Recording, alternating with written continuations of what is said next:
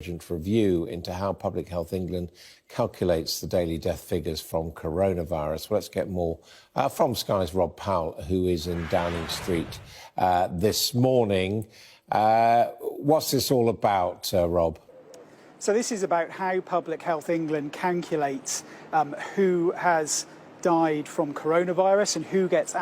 whose deaths get added on to that tally that we've grown used to seeing day by day, that currently stands at around 45,000. Now, the issue is that the way it's being counted at the moment means that if you are diagnosed, you test positive for coronavirus, even if you go into hospital, but then you recover and you come out, and then 2 months later, say, or a period of time later, you then die of something completely unrelated to coronavirus, your death will still be added to that coronavirus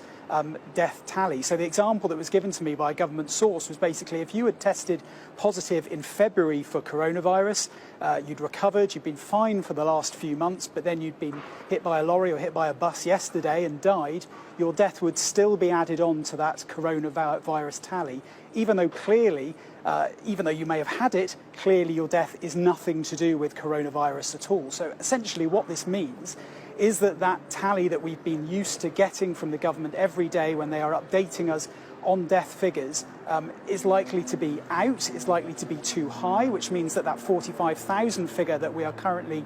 looking at in terms of deaths from coronavirus is likely to be wrong. Now, this doesn't affect when you're looking at excess deaths, a different way of counting deaths, and this doesn't affect the data that we get from the ONS. There's a couple of different sources of data for coronavirus deaths. The ONS figures are likely to still be accurate, but in terms of the actual count that Public Health England and the government rely on, well, that now looks to be inflated. So this urgent review has been ordered by the Health Secretary to basically try and sort out this issue and to try and establish actually by how much